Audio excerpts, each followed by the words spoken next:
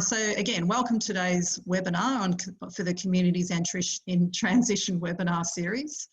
So today's webinar, again, is about encouraging collaboration for innovative and dynamic business development in regional Queensland. And before I introduce our speakers for today, I just want to, for those of you that aren't aware, I just want to say a quick couple of words about the Queensland Communities in Transition program. So the Clean Growth Choices Consortium, which consists of USQ, JCU, CSIRO and the Eco-Efficiency Group, has been working closely with the 6 communities that you can see on your screen at the moment. And we've been working with those communities, looking at opportunities for a more sustainable future for each of those communities. So as I said, we've been doing this for around about 2 years, and we're at the stage where the communities have developed their own roadmaps, and there's also a bunch of business cases for each community that are posted on the Clean Growth Choices website. So I encourage you to get on the website and have a look at what each of those communities has been working on and what their vision is for the future. So now I'd like to introduce our speakers for today's webinar. So first off, Matt McIntyre originally worked as an urban and regional planner in local government and consulting firms in Australia. He branched out into natural resource management and sustainability in the early 1990s. And for much of the last 25 years, he's worked overseas for the UN, the World Bank, the Asian Development Bank and other agencies. And this included being lead of the Sustainable Economic Development Division for the Pacific Regional Environment Program based in Samoa.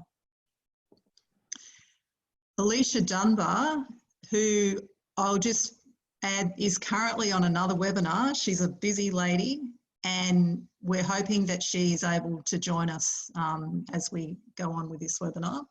So Alicia has lived and worked in Emerald for over 40 years. She is Industrial Development Officer with the Department of Agriculture and Fisheries Queensland. She has over 30 years of experience in agriculture, agribusiness, business management. She is Principal of Omnibiz, which is a central Queensland consultancy which provides services in staff assessment and training, business system design and implementation, and internal quality audits for agricultural systems.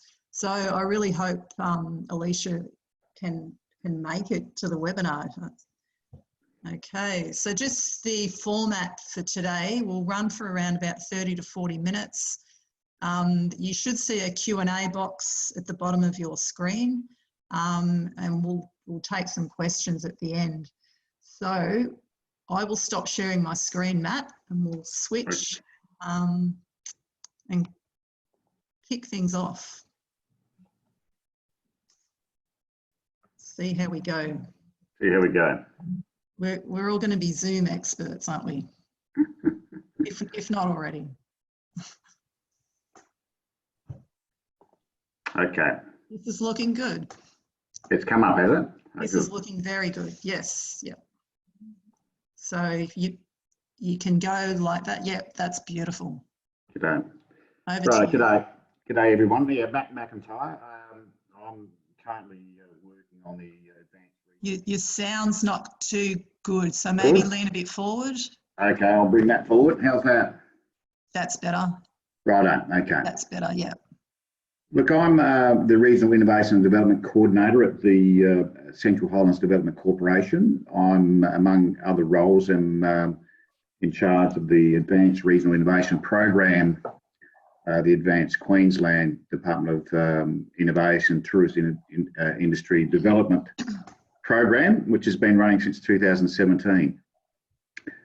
I also have a consulting company, which is parked at the moment because things are quite busy in Central Queensland.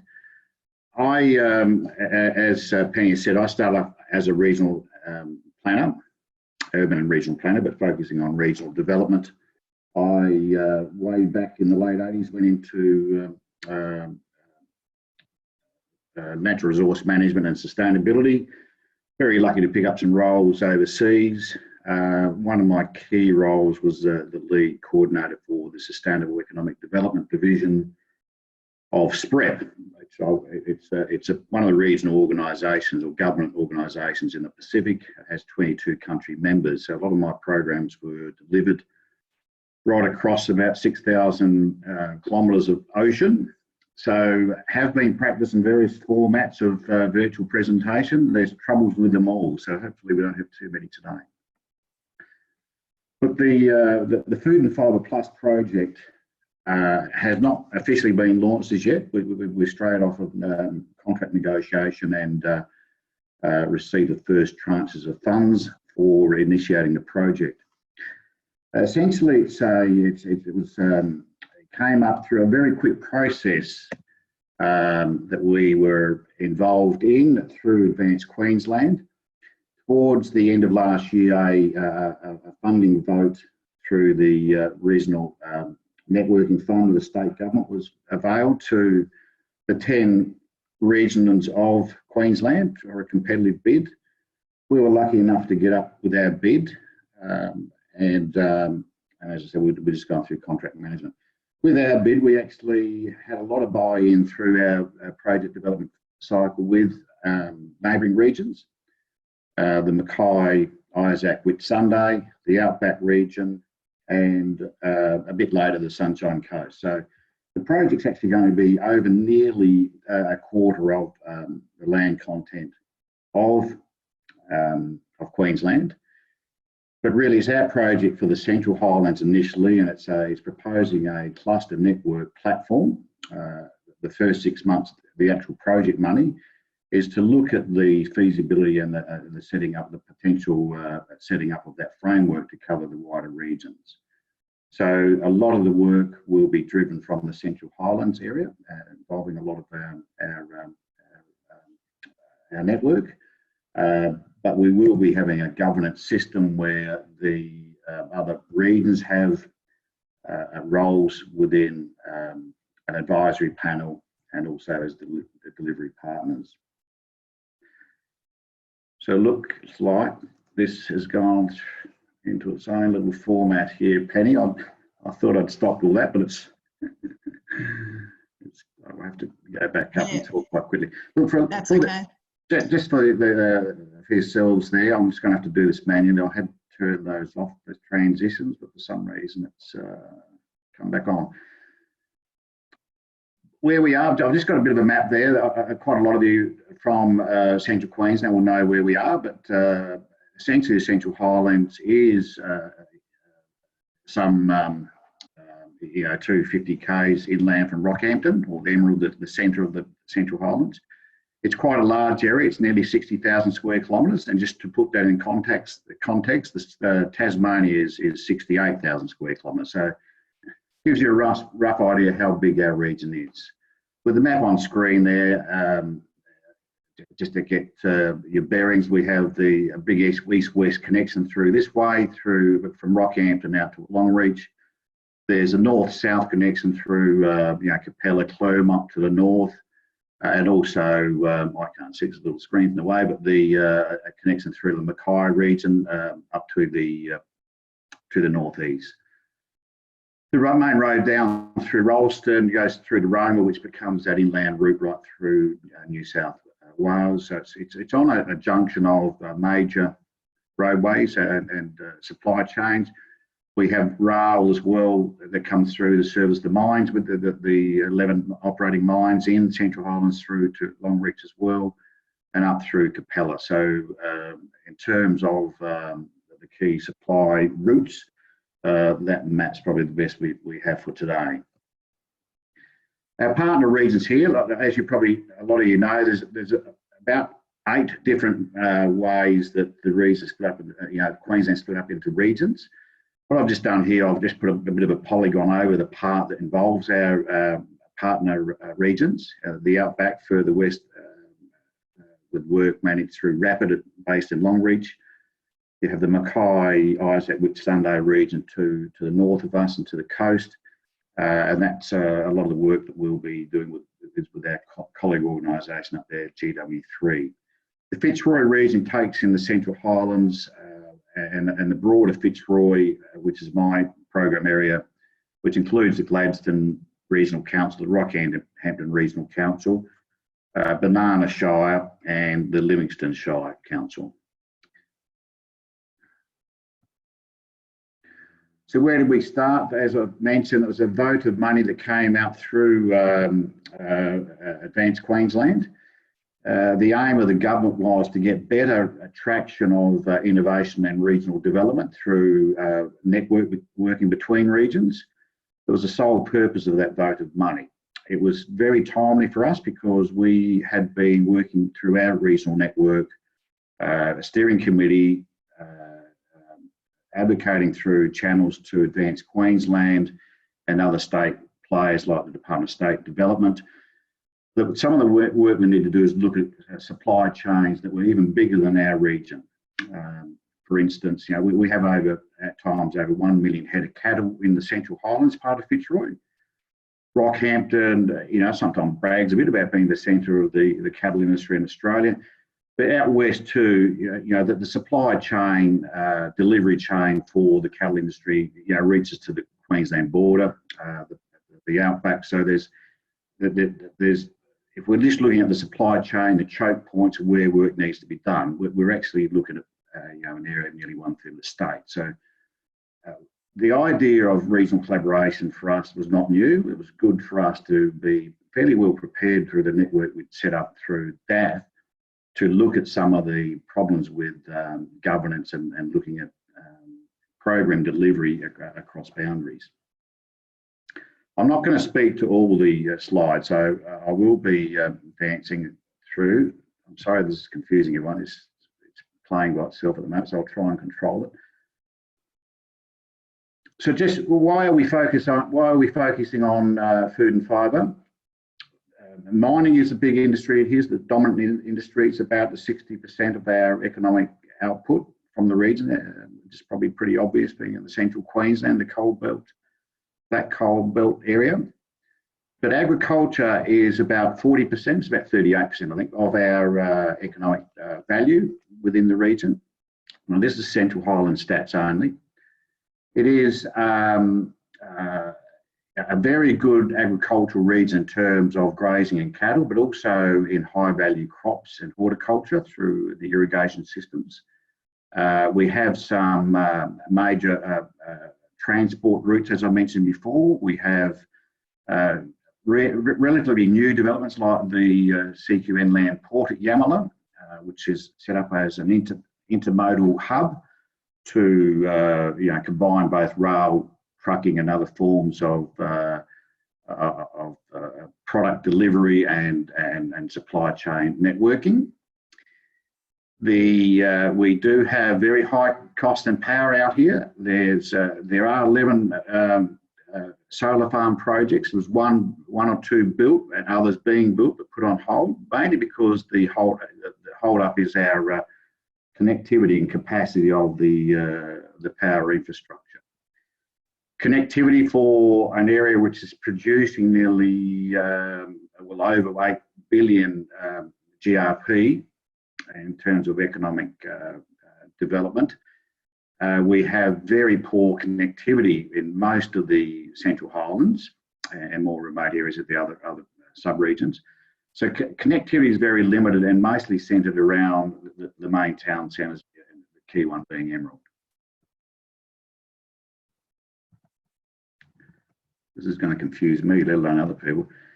Look, so just some figures. I'm not going to speak to this, and I will let the machine dance through these a bit. They will be available to you later. It basically shows that we have a very healthy agricultural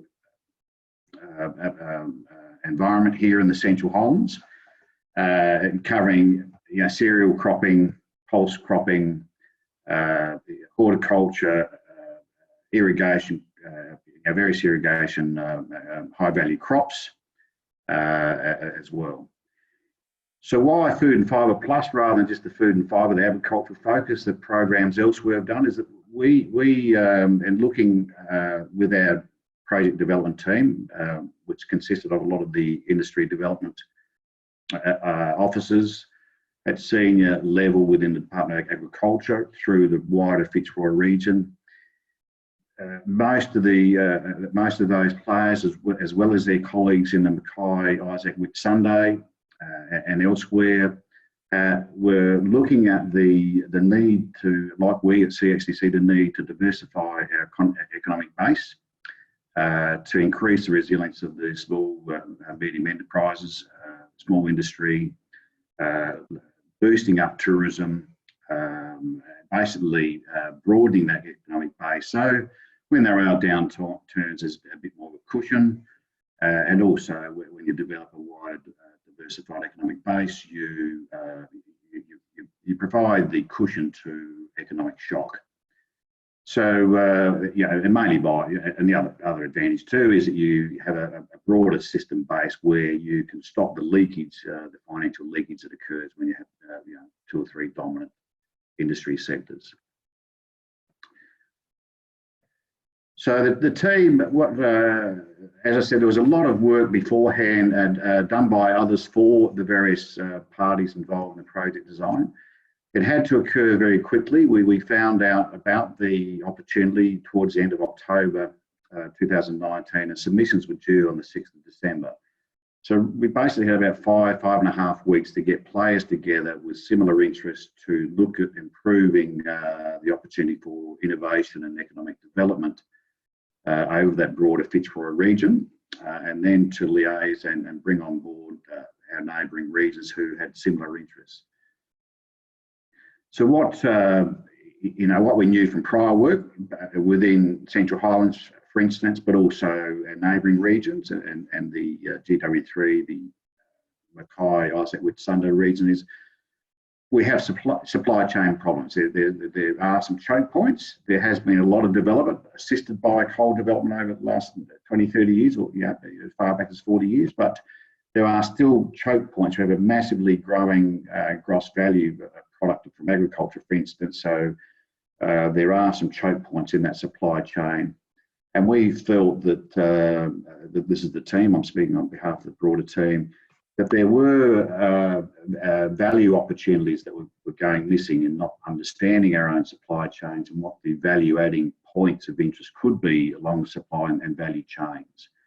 And that's having in mind those called those cross-industry sectors, such as agri-tourism, which we know in the regions is a growing tourism base in the southern states, looking at the biofuture type work in biofuels, cogeneration, byproduct use from various agriculture sectors and other sectors, repurposing industries such as package repurposing and repurposing machinery, etc.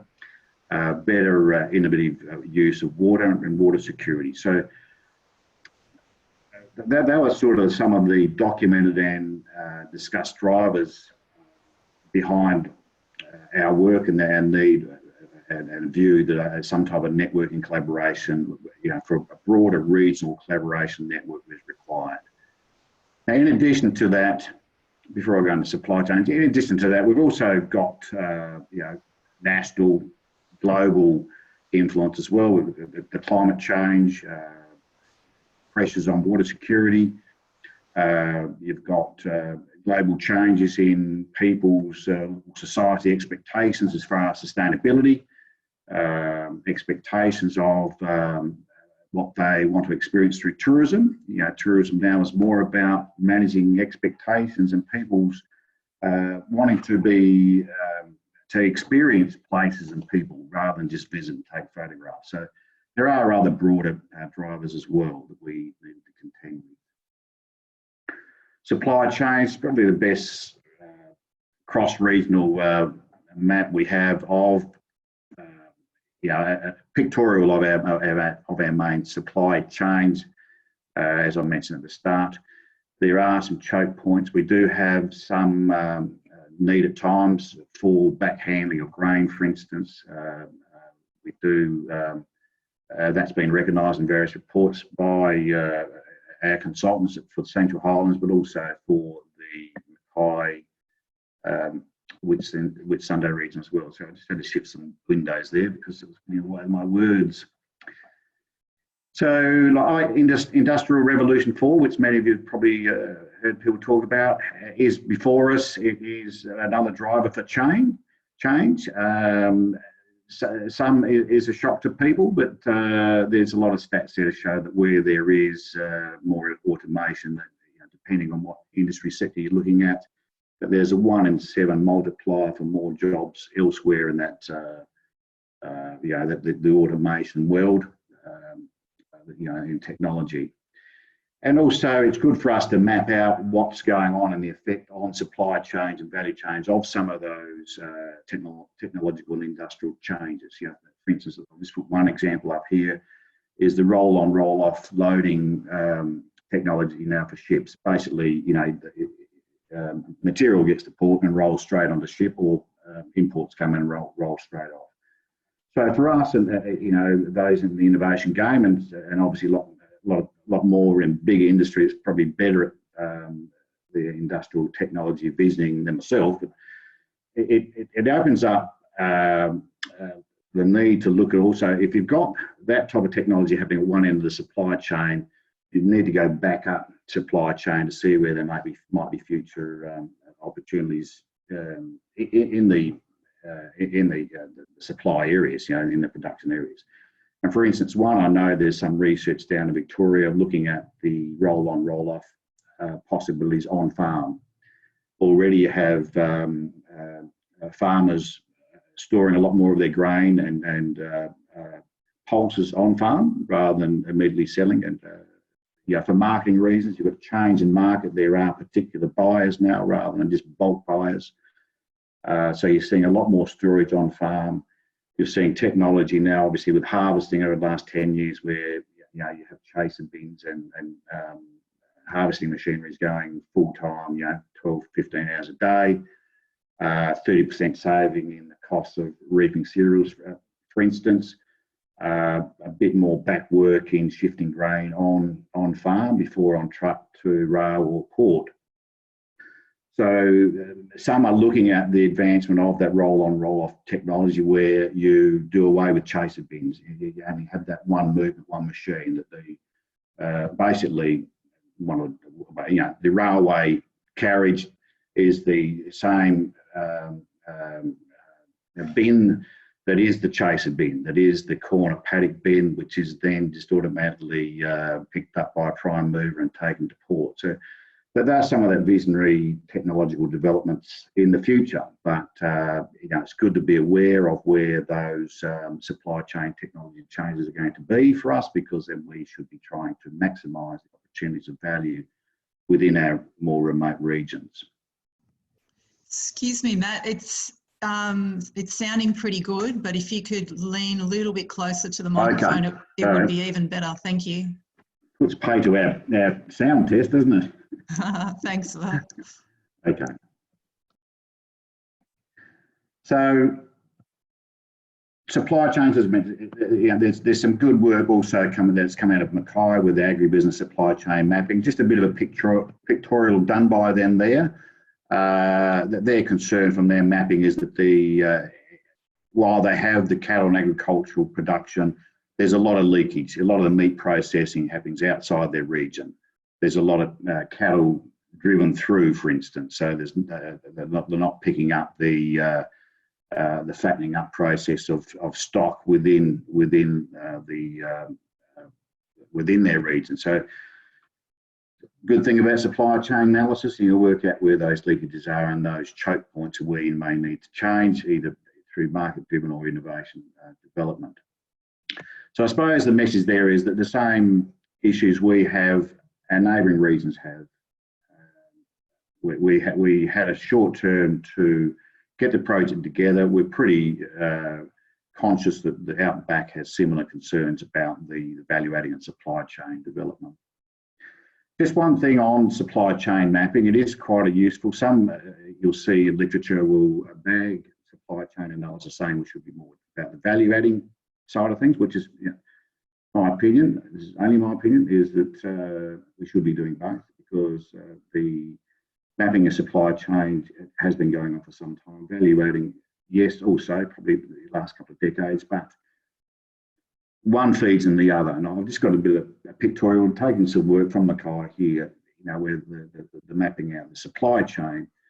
But these maps enable us to then look at also the potential value adding points, either the conduits and or what points where value adding can occur. This example is great because it does miss out with this is the grain one, looking at grain, reaping and storage, processing, milling, etc., and how it ventures on from there to export markets and other retail markets. But if you look up where I've just put this circle in, what the value analysis does is add to our knowledge about where the points of intersection could be. We know, for instance, in some of the cereal crops that the straw, the byproducts are good mediums for erosion sediment control and water quality control. That's reasonably new knowledge. I own only certain cereal crops, so really that sort of knowledge and understanding, which has come from all places, Southeast Asia, Vietnam, using barley straw from Australia. So they're just examples of the need to look at the supply chain mapping and mapping out where the points of difference can be for value add. The other one too, we know with a lot of our smaller and medium-sized farming is the direct value adding, the farm to fork. We have in the Central Highlands a farm to fork dining event each year to convey and portray and sell the wares of our food production down in Brisbane. You've got the other capacity work that's been going on, direct sales from farm to fork, farm to retail, farm to restaurant. So good thing about combining your supply chain and value analysis. The team, hello Alicia, hey, it's good to see you there. I'm having a bit of trouble here with my PowerPoint jumping around, but Alicia Dunbar has finished her last Zoom, is now online. What the team did in a very short time was, one, recognise that there were consistencies across the region with what we saw, the pressures and drivers for change and the problems and challenges that we all had. Through some group work, some mind mapping through to, we did a bit of a state pressure impact response model, looking at some of the challenges we have across region. There's one we mentioned about the diversifying our economies, the need to increase resilience of small, medium business, to provide that cushion as well. We had sort of a lot of, you basically got to have a governance system that's been developed over the last 20 years, wherever you are, which is it's like a competitive governance system. For instance, the Department of Agriculture and Fisheries has to compete within region with its other sub-regions and then outside the regions for small votes of money, a disappearing vote of money to try out new things, whether it's agri-tourism or the farm to fork type of value adding. So you've got, even within governance and within assistance agencies, a competitive framework which does work for certain forms of benefits of governance, but what it really means is for some of the bigger work that needs to be done by development assistance agencies, industry sectors and government, there's just not enough leverage to get the work done well across region. As I said, we need to look at some of these things on a wider inter-regional basis. So we had a lot of regional, and you just have to look at the local governments as well within ours and other regions. There's individual listings of priority needs, priority infrastructure, etc. So sometimes that works, but we just felt there's a better way of doing business. Looking a bit along like the philosophy, think locally, but coordinate regionally. And there's some other points there that the team discussed and worked on as well. I won't read them all out. In terms of, given that today's presentation is more about the our experience with encouraging collaboration, I've got quite a bit about what we did and how we went about things, and we can avail further information for those who may be interested. But really, some of the first rules we set for ourselves was to make sure that we were using what we already had. We're not reinventing the wheel. There's a lot of good work done by state and fed governments, by industry, development advisors by industry sectors. Our own CHDC agribusiness agri-tech programs. You've got nationally leading frontier incubator project managed by CHDC, Liz Alexander and Sonia. And the ag tech events, there's this very successful farm to fine dining work in the paddock to port event, which is exposing to more players, how the supply chain works and where some of the choke points are, just increasing awareness. We've got some very healthy innovation hubs, the Rocky Smart Hub, you've got the Capreneurs down on the coast at Livingston, you've got the Gladstone Hub. So there's some good networks there on the innovation side as well. And we actually share events now. At the moment with COVID, obviously it's virtual. You have, related to your consortium, Penny, the Clean Growth Choices work. I was lucky enough to be in council for a little while when that started. That's now ventured onto the business cases for the Central Highlands, one of the 6 communities involved in the clean growth. It's short and clean growth choices. So that network within Emerald Central Highlands has 3 business cases. One is on essentially supply chain, value chain work. The other one is that biofutures, biogeneration, energy type of project work. So there, for each reason, each place, there's going to be good stuff that's either happening already or about to happen, and it's a matter of us working with that and helping that. For instance, discussed with yourself, Penny, and others, the Clean Growth Choices was a consortium outside regions, coming with a great idea, great intent for the state government. Relies on government funding from last year and it's been refreshed this year. So it's great. It started something, it's great.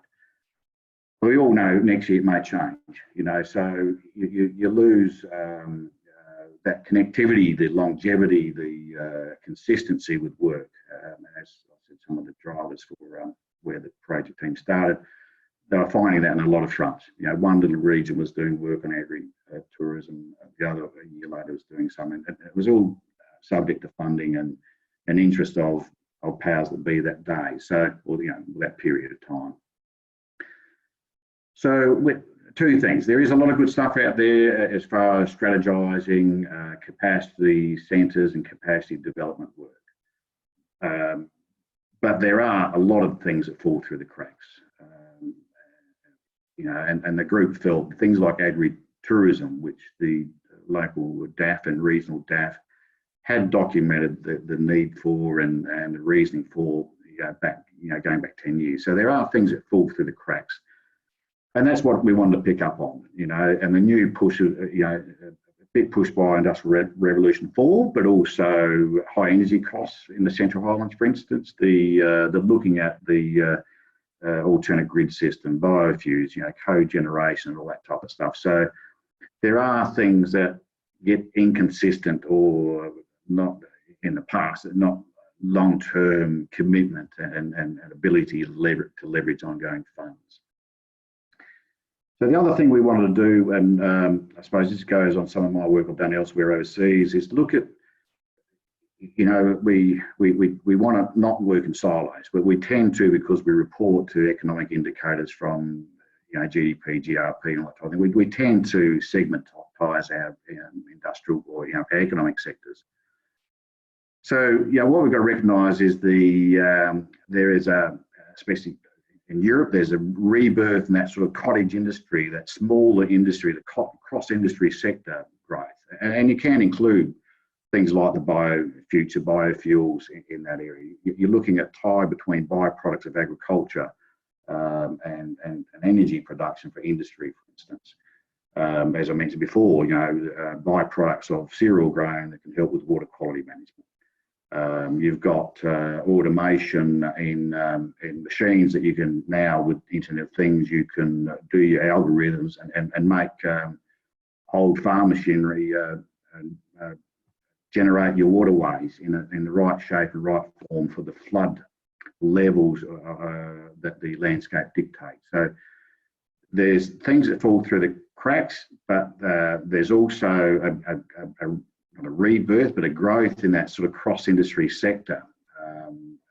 You can even include things like microgreens being developed on farms, and that sort of, they're not just farmers anymore. That they're direct suppliers to restaurants, etc., etc. So we wanted to make sure that we weren't repeating the good work of others. We used the good findings and the structures and frameworks, but to look at things that fall through the cracks and those that can add value through that sort of what I call the cross-industry sectors. Another key learning for us, and that obviously others have done it before us, is that there's good networks and systems already. For our project team, the DAF industry development offices and network was huge, and you already had an existing knowledge base of the challenges and constraints in the broader regions. We've got a very youthful population around Central Highlands, and youthful population means more kids, so there's challenges and benefits for that. You've got a younger group in society who are the big time workers, that those who need skills development can gain skills very quickly. We've got big industries out here that can also relay the practice of some of those skills development. You've got the mining resources sector getting into automation, for instance. And I'll just tie up that second subject there, but the drones and school program. A lot of the automation will require daily collaboration of machines that make automation work. You'll need new technologies out on mines, but also in the farming sector where you've got precision livestock farming systems going on. So there's the ground pool of drivers for good change, where we can come up with new industries and new technologies and approaches to old industry or governance, which excites kids, it excites youth. So there's more of a chance for us to not only attract employment, but also retain employment for our future, which is our youth. And there's other assets like CQ University, Emerald Campus became a supporter of the work we were doing. There are other assets out there, but some of those are up to debate about their future, so I haven't included those. So the next point is, why a cluster network? Depending what work background you have or your reading background, cluster networks, cluster systems have been around. If you look at manufacturing, car making, they've been around since the early 20th century. A lot linked the refresh of cluster work and development through Japan post-war. You've got IT technology, Silicon Valley background. It is over the last 25, 30 years, it's where you have development centres. They'll set a cluster to have a certain type of industry here and certain type of technology there. More so lately, though, the benefits for governance and programming across larger geographic areas has come to the fore. What we also saw, and again, I used it in some of my work within regions and over large regions internationally, is a cluster framework designed well, by the stakeholders through participatory means, has some good benefits. You're not inventing a new system of governance. You're not inventing a new system of capacity building or extension work from DAF, for instance. You can actually have it managed so it actually provides another layer, either over-encompassing layer or a system where things can be shared and coordination can be better managed. Cluster development systems or cluster networking systems are less threatening on those who feel that their sovereignty or their ability to act still as an individual, either government agency or government program or business. It's less foreign and invasive than other forms of program development. And as it's got there, it can link with existing frameworks, either government programs, industry programs, small business programs, etc. So it has a lot of benefits that we thought were, could deal with the the gaps that we felt were about all the regions, and the need to, for our better collaboration for future innovation and development. So this cluster development handbook was a reference that was used by the team, or it was just I understand has been used by some of the project team in government and others I know of outside of government. It's a New Zealand reference book. It's quite, for those interested, it's quite a good, simple read. But where we saw the link up, as I'm showing on the left, is we're trying to develop a framework for better cross-regional coordination and collaboration. So the sub-points there are all to do with the benefits of better, working together better, leveraging and knowledge management, and essentially the last 2 points are important to make sure we've got eventually concrete actions on the ground that everyone agrees to, that has good impact, can be measured well, and are more likely to be sustainable. They won't disappear based on a change of government or a change of government's program or funding, or an industry sector changing its business format. So the next, given all that, the problem analysis, the gaps that the group are looking at from their existing networks and knowledge base, needing to look at the gaps and to try and facilitate those new business development areas like the cross-sector industries, as I mentioned. So these were the 4 themes or pillars of focus that we felt were good for the Food and Fibre Plus project. Agri-tourism, I've already mentioned how it is a big growth, or had been, before COVID, a big growth arena in some areas of the south. There are some good examples of farm accommodation not far, or within the Fitzroy towards Rockhampton. The link with agri-tourism and the hospitality industry within towns is quite strong, or can be quite strong as well. Tourism is about, as I mentioned, it's about giving a range of experiences and diversifying your visitation, your visit places, and your visitation experiences. So you'll see more about visitation strategies rather than tourism strategies these days. Circular economy, as I said, within our region too, we've got about 3 groups of people, shall we say, that are looking at biofuels, cogeneration, and addressing the high prices of energy, the benefits of cross linkages between agriculture and bioenergy generation. So those circular economy opportunities can be huge, and will be so more, and probably, as a lot of people are talking about the impact of COVID. It's not just the individual businesses having to pivot to survive. What some of the pundits are writing about now is that you've got whole groups of the economy that will pivot to a new direction. They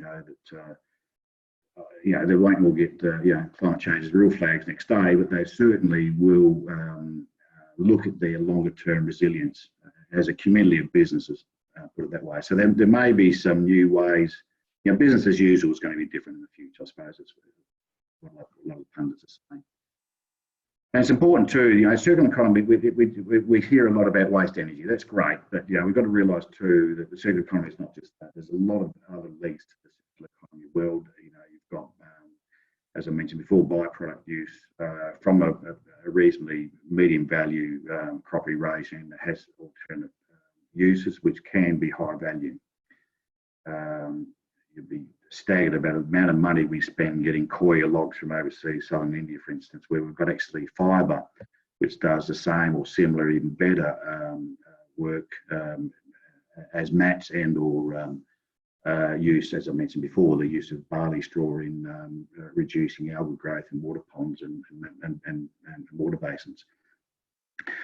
Water security throughout our way is well, actually throughout Australia, with many reasons. We've been through some 5, some up to 10 years plus drought periods. Water security is huge.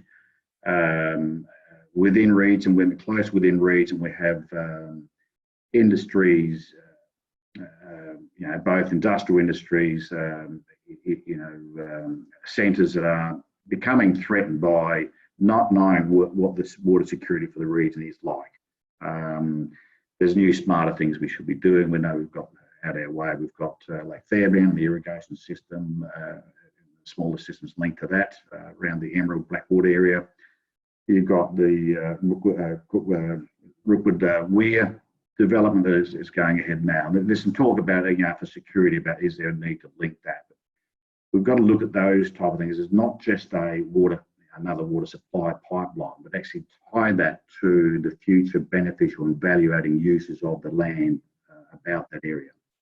And that means we've got to get smarter about our landscape appraisal, soils, and through to nutrient management and opportunities for new crops in some of those different soil regimes, etc. As part of that whole talking about water security.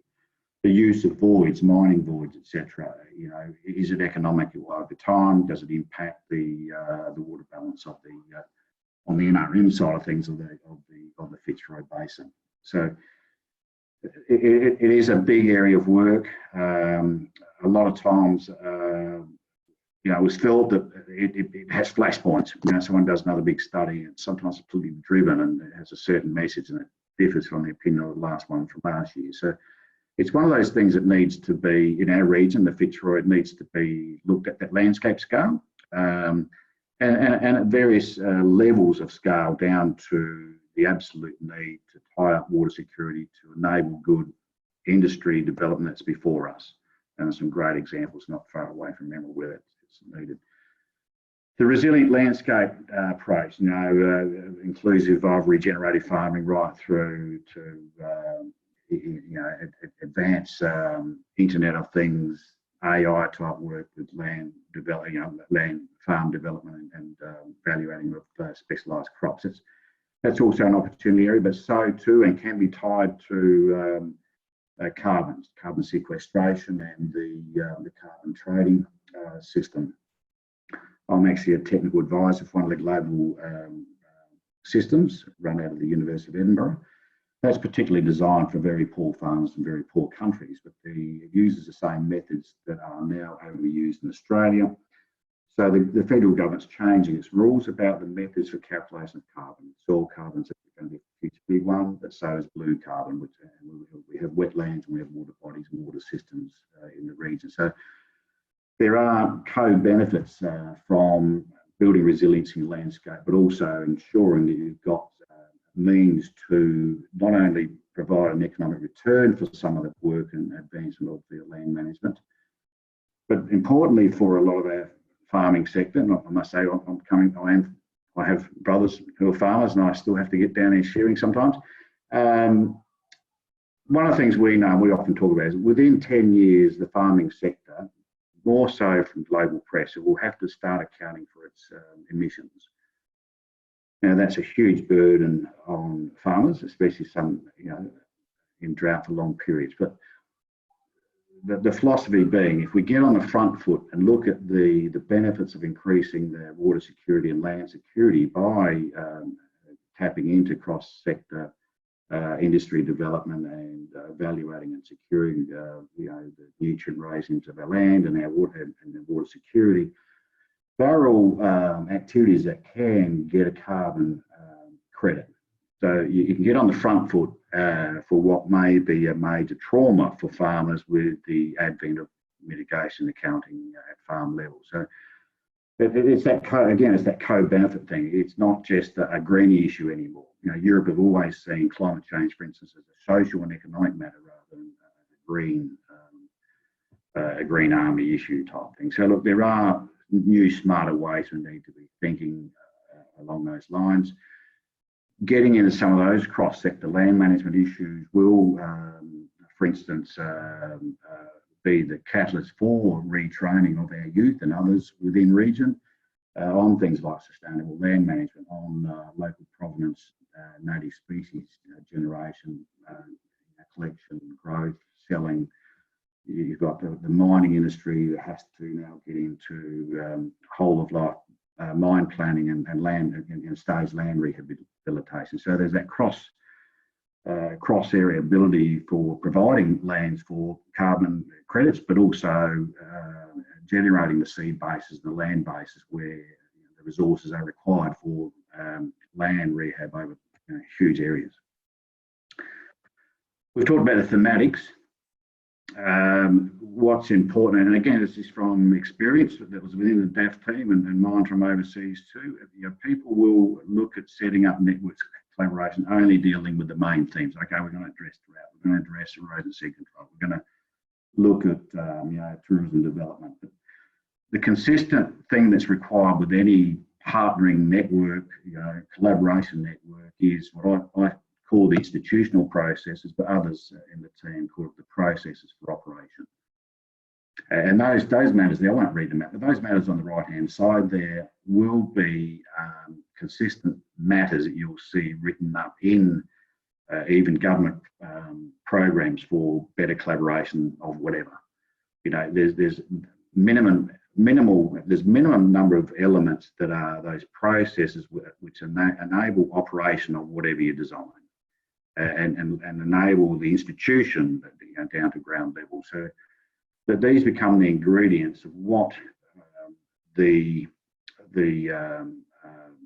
Food and Fibre Plus network, how it will operate as a framework for collaboration. For instance, it should, whatever the vehicle is, whether it's just websites or series of social media, will be and provide a system where collaborative partners can get together and relationships be generated. It will enable. Can I jump in there? I just wondered how the group will actually operate, like as in, is it remote? Are you meeting regularly, or is there going to be like a pool of funds that people across the cluster would apply for? Or I'm just wondering about generally how it will operate. Yeah, look, I can't see how I'm going for time first. Penny, what's the time so we're about 6 minutes to 2 o'clock at the moment. Right, okay, well, I better speed up. Look, I might dance through some of the other slides here. Elise, did you want to input? I am addressing that in a later slide, so okay. I'll just skip to that, shall I? Because we are running out of time. So, look, I'll just skip some of it. The project came up with a logic framework so that we were consistent across our region, the Fitzroy region, what the various parties within our region, the project design team, where we wanted to go and how we could couch and coach this into the final product as a Food and Fibre Plus project. We needed to explore what others have done. So we're already doing that through our networks, but we're to find out what successful networks have done and where they started and where they are now, some of their lessons. So Fan and the Sunshine Coast is a good one. We are facilitating the first part of this project. The project proper is a design project. It's looking at the potential for this network to work across regions. So it's a co-design project, broadened out now from the Fitzroy into those other partner areas. So it's a phased development in that, we're expecting within 6 to 9 months that we will be getting 1 or 2 consultants in to run the virtual process of engagement across those regions. It's a phased program, as you can see there. With COVID, we've had to adapt this very quickly, in March, April. Partly, we felt that, the trauma we've been through could be helped better if we had something like this beforehand. But before us, we don't want to spend 6 to 9 months before we're helping anyone. So what we did in the adaptation for COVID was bring the capacity building as part of the project. So getting some of the delivery of the virtual engagement will be learned by doing training sessions, for instance. Getting broader amount of players and understanding how clusters work, for instance. What are the existing knowledge management systems? Where are the gaps? blah, blah, blah. So it is both a co-design engagement process to see and develop a possible framework for implementation, but it's also, it will be delivered with capacity building work as well. In terms of your question, the governance is, we're working on that at the moment. There will be likely to be an advisory committee involving those from other regions. There will be probably a heavy play still of DAF throughout the Fitzroy region and other regions. Mainly the players have been involved in the project development team and others. We do have what we call delivery partners already signed up, like the CQ University. So those conversations about how a network may work, relating back to your question, Penny, are still to be, the machinations still need to be decided. But essentially, we have it is a CHDC managed project. We do have a regional innovation network already. It's just how to structure then to bring in the ownership in the wider regions. We still need to talk more intently with those partner regions and partner organisations. Elise, did you want to say something else? Just really quickly, Penny, if I can. I suppose from a DAF perspective, why we see value in engaging in this project is definitely around, we notice when we know that there's a lot of good work that happens in the regions, and a lot of that work, the continuity of that work and where it flows through to, sometimes gets lost when we have people leaking from the region. So they move to another region to take up a job. So this is around, for us, being involved, building that capability within the regions and the people that are in there, providing the tools and the mechanisms somewhat to be able to provide that longevity into the solutions and the framework that is developed over time. So for the supply chains, and I'll just tap on Brad's question there around pinch points and issues with transport. I think that gets brought up in every region. And this is about not working in isolation just in Central Highlands or just in Fitzroy, but it's actually talking to a broader region along a supply chain and along a value chain to say, these are the issues that we're having here, and working collectively to find solutions that last in longevity. As far as for us, this is about developing that framework and having full engagement with the other regions to come on board and be part of that process, and build that collaboration, because it is about relationships when you want to build solutions and do economic development. So we recognise that in Fitzroy, that we're only one region in a mighty big state. So it's about building that collaboration and then providing support to the regions as people transit from job to job. Thanks, Elise. Right, we're just nearly out of time, I think, aren't we, Penny? Yeah, there's just a quick question. So Brad Cooper's put up 2 questions here. So he's asking, what are the choke points specifically, road, rail, air infrastructure, government or privately owned? Is there a particular culprit responsible for the choke points? Elise, do you want to answer that one? How secure is your job? I think I'm going to be the first person in government sacked, but anyway, I haven't got there yet. Around the choke points, I think it's understanding some of that supply issue, and then where we've lost that, manufacturing and processing in the regions, and then moved down more towards the southeast corner. What are the capabilities in the region? So for instance, in Central Highlands, majority of our chickpeas, I think it's a huge amount of chickpeas that are actually, when they're captured by ABS data, it's actually captured down in the Darling Downs. So it looks like the Darling Downs are the major growing region for chickpeas, and not the Central Highlands, which is incorrect, but it's just about where that processing actually happens. So forwarding on from processing, then we go into exporting. So then we've got a choke point down in Brisbane, but what we've been looking at is what the availability may be out of the Gladstone port or the Townsville port, And that really comes back to then availability of shipping containers and where it's cheap enough to be able to get those shipping containers out. So then it's about,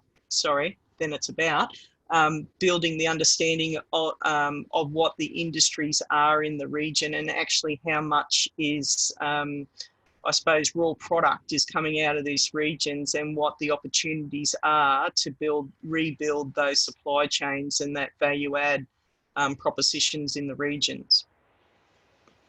Yeah, that's right. I think part of the problem. I think it's very hard to point a finger about who is the main culprit. A lot of times it is a societal thing, and it's various players inadvertently working, in a perverse way, which has an impact. And part of the problem we've got in changing that is not really understanding our supply chain well. There's been a lot of work, a lot of mapping, but it's been in small compartments. So I suppose what we're saying in part is that we've got to look at the big picture and then drill down to the subscales rather than just doing all the analysis on subscales. Because you need that bigger picture to find out, as Alicia said, what's the actual characterisation of the numbers and the volumes and where and the values for the whole of the supply chain. You're not going to get unison change that suits the farmers, for instance, without us being able to broadcast that knowledge in a form that can leverage change. And just another quick question, but I think we probably should wrap up.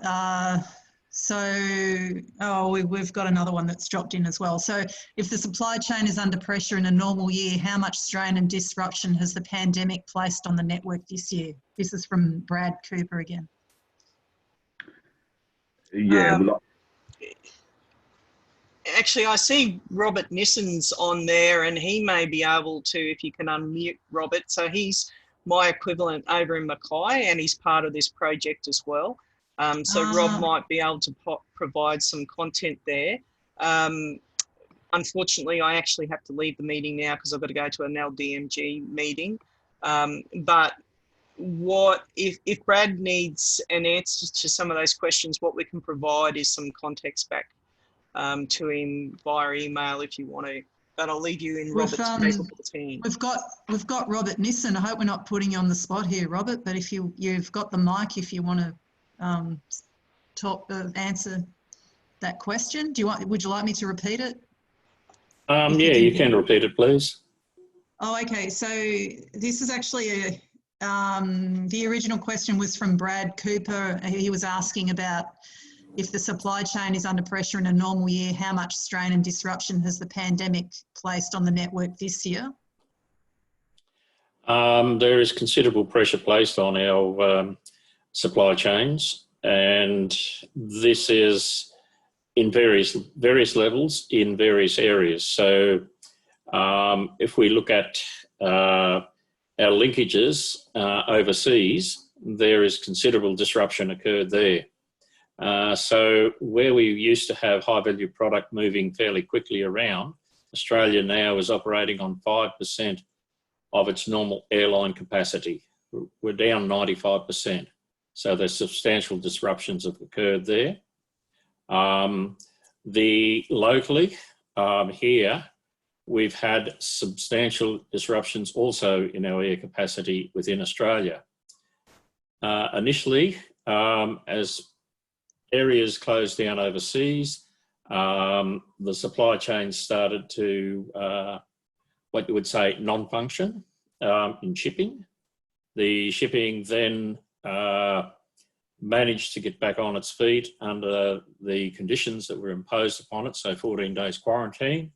Initially, a lot of businesses had problems in terms of coordinating their supply of products from out of the region here, and I'm talking Central Queensland region, out because they didn't have their coordination correct. But as time's gone on, that has been corrected, and now we're getting product out through shipping. So the shipping process is starting to work. The other interesting thing was that I was talking with the Bulk Port Authority here in Mackay, and 3 weeks ago, a large ship of chickpeas went up overseas, headed towards India. So they've had the capacity, and they did a large bulk shipment of chickpeas out of here 3 weeks ago. So there is ways around it. And as Matt has said, it's understanding these chains and how they operate. And that's probably more than just mapping a chain. You've really got to get in and understand that chain. What are the relationships that are developed? What are the monetary flows? How consumers are shifting? Now, this is one of the big factors, is that many people build a chain and then expect the consumers to be there, but they will find that those consumers move and shift quite quickly. And you've got to be agile within your chain and adapt to those movements. So that's just briefly some examples, and quickly about looking at the value chain, supply chains and that. And one of the things that I've moved towards is more now is into the food systems area. So food systems is the new way of looking at things. Okay. Oh, yeah. Thanks, Rob. Okay, Right. so I'm just keeping, thank you, Robert. Sorry if we put you on the spot there. No, you're right. Bob is one of the, he's a member of the project development team, so he's had some good input all the way through. I think we should, just in the interest of time, we probably should leave it at that. So I'll just try this share screen again. So, and again, okay. All right, well, I seem to have this ongoing problem of not being able to flick through slides when I do these webinars, so I don't know what the problem is with that. But I'd just like to say a huge thanks to you, Matt, and to Alicia for your time, because I know it does take quite a bit of time to get prepared for these webinars, and let alone with the delivery. So thank you very much.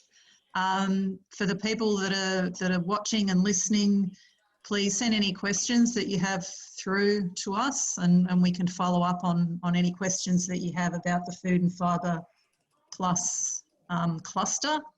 It's going to be very exciting, I think. There's a lot to build on, isn't there? And there's a lot of potential to really improve supply chains and get things happening. So yeah. And look, if anyone has other questions, I'm quite happy to go through, some of the other lessons we've learned as well in pulling this together. But at least, look, it was a week before we were going to launch it through social media. So it was one that got us organised a bit quicker. So it's very new. The contracts have only just been signed, and the first tranche is coming through. So okay. Watch this space. But thanks for the opportunity, Penny. Thank you. Okay, we'll leave it at that. And again, we've got another 2 webinars coming up in this series that are to do with business development and growth. One on place-based workforce in 2 weeks, and next week is on I can hardly say this word, entrepreneurial hotspots, and a look at what's happening around Queensland. So that'll be a really interesting one as well. So just look on the Clean Growth Choices website, and you can register for those upcoming webinars. And thanks, everybody. I hope you enjoyed this webinar today. Thanks all. Bye. Okay. Bye. Thanks, Penny. Could you